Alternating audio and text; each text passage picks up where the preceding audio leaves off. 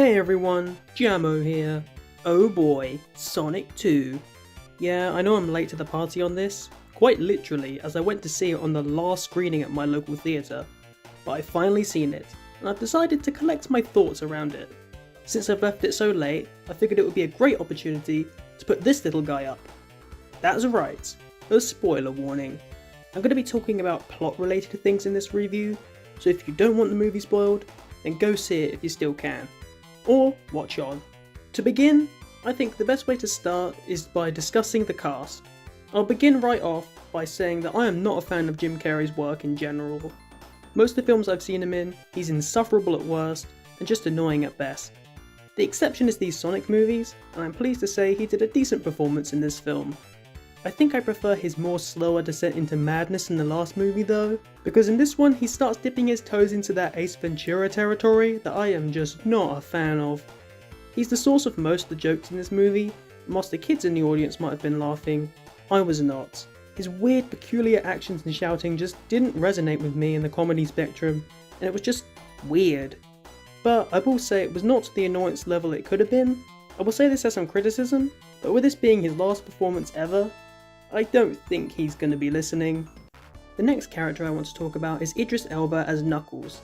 Unlike everyone else who got aghast about hearing his voice coming out of the Crimson Porcupine, when he was first shown off, I was very vocal about my dissatisfaction.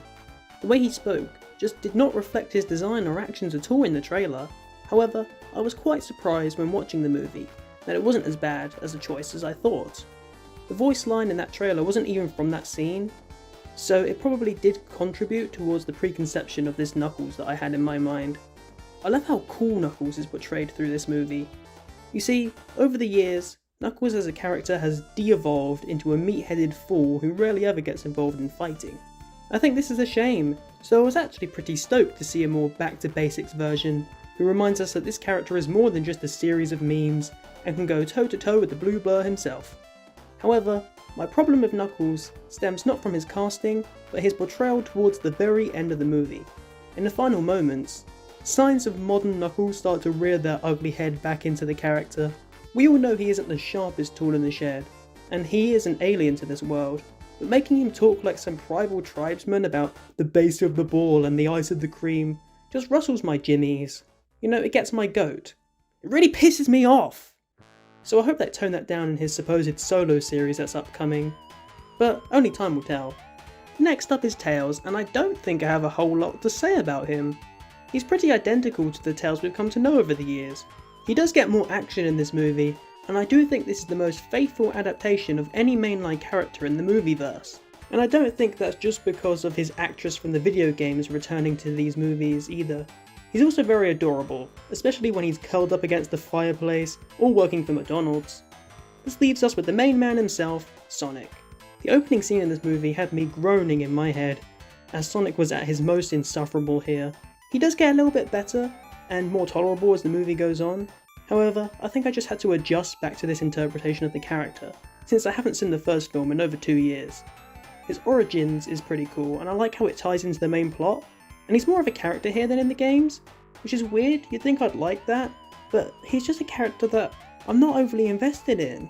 His constant pop culture references only help take me out of the movie, and it will only help date the movie in a few years' time.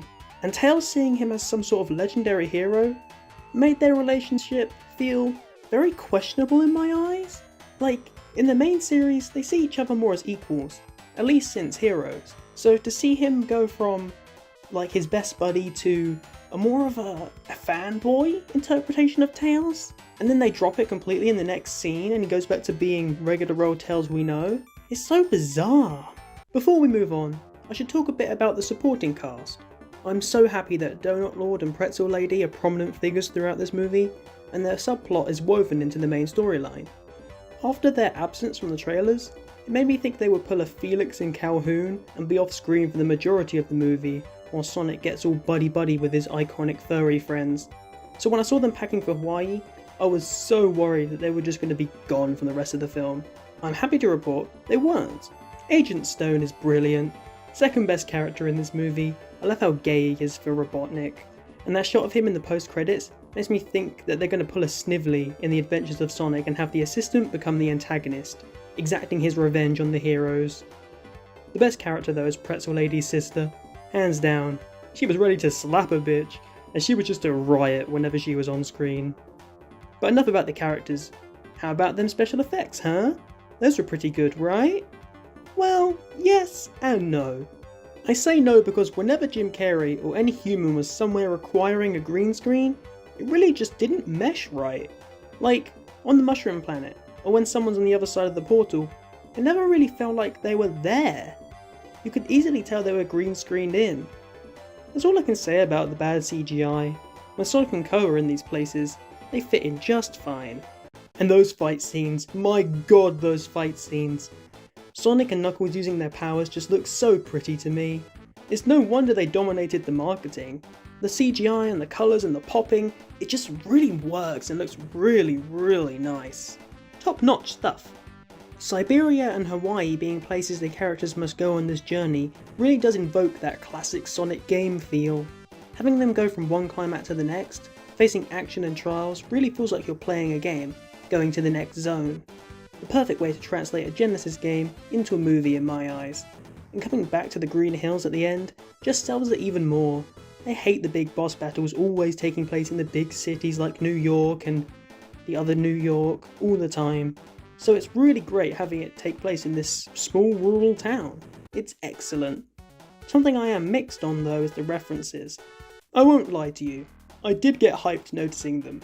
From the in-your-face like the Mean Bean Cafe, to the subtle like the helicopter reading SA2, to the blink and you'll miss it iconic Sonic Adventure box art pose, or even the bounce move he uses on Knuckles.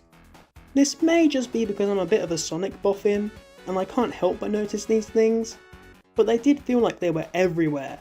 But then again, I did point my finger and smile when Agent Stone pulled out the Mega Drive manual for the Death Egg robot, so maybe I'm the hypocrite for pointing this out and faulting the movie for it. It just goes to show that the people making these movies want to pay homage to the source material, because I know how much it means to older fans like us. Now, we get into the real spoilers. I adore how the Master Emerald here is portrayed. The Chaos Emeralds forming it, and the actual showing of how it works when it falls into the wrong hand instead of it being alluded to, is very awesome, but I will be honest, there is something I did not like about the Emeralds, and it was Supersonic. Oh boy, Supersonic. The moment the Emeralds fell out, I think everybody knew where this was going. Sonic goes God mode and effortlessly defeats Dr. Robotnik. The thing is though, to me, it felt very unearned. Much like the Quill from the last movie, having a power that resulted in Robotnik's defeat. Here it just felt like a Deus Ex Machina 2, which is a shame because I really liked the bit before this, when Tails and Knuckles worked together to outsmart and distract Robotnik. Oh vey. On the note of scenes I really liked, that scene after Sonic stops the robbery, where he and Tom are just on the lake, is really something sweet. Just them talking, and Tom giving Sonic advice, which he later understands and is able to teach Knuckles. It really just hits me in the feels. Both scenes I really liked, on the beach or on the lake. Can you tell that I'm a sucker for characters just talking about their differences and life lessons you can take into your own life? Makes the whole movie, in my opinion. And although brief, the part where Sonic runs through the maze of death traps was amazingly done. It gave me Sonic Unleashed speedrun vibes. And I'm sure the snowboard scene would have been cool too, but unfortunately for me, these kids in the theatre kept getting up around me around this time, and it was very distracting. Maybe upon rewatch I can truly appreciate it. One final thing to note is when Robotnik is stealing the Master Emerald whilst Knuckles is busy fighting Sonic in the ruins. At first I was thinking, he's a bit of a fool for announcing his betrayal to Knuckles before taking the Emerald. Like, I know it's literally almost in your grasp, but Knuckles still has a chance to stop you. If this goes belly up, you can't rely on Knuckles anymore. But upon reflection, I remembered that this is totally something Eggman would do. He's all about putting on a show, and is too confident in himself to think he'll actually lose. Plus, he's been caught with his hand in the cookie jar. You might as well take the cookie and scurry instead of trying to talk your way out of it. And the part where they're on the ground in the final battle, and Sonic, Tails and Knuckles are trying to figure out a plan to take down the giant Death Egg robot, I have to say, seeing them together and teamworking, it really gave me Sonic Heroes vibes. It's probably just because they're the three main central characters, and watching them run out, it just really invoked that game. But that's not what you care about. What you care about is the Shadow reveal at the end, baby. That's right, Shadow's gonna be the next villain, and Agent Stone will probably revive him somehow. Okay, that's hype. That is hype. I was kind of spoiled to it already. People were saying Sonic Adventure 2 characters are gonna appear in the movie, in the post-credits scene.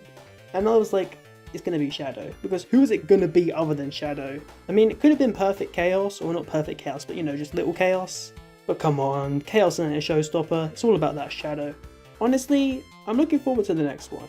And yeah, that's pretty much all I have to say about the movie. Some of my trading thoughts, if you will. It was a good movie, and I think I would give it an 8.5 out of 10. If you're a Sonic fan, you'll definitely appreciate it. I know the vibe they're going for in these movies is very different from the games, since they're more targeted towards new fans rather than the fans that are already established from years back. But I think this one hits that perfect blend between pleasing the newcomers and pleasing the old timers. What do you think of the movie? Tell me in the comments down below, and I will see you in the next one.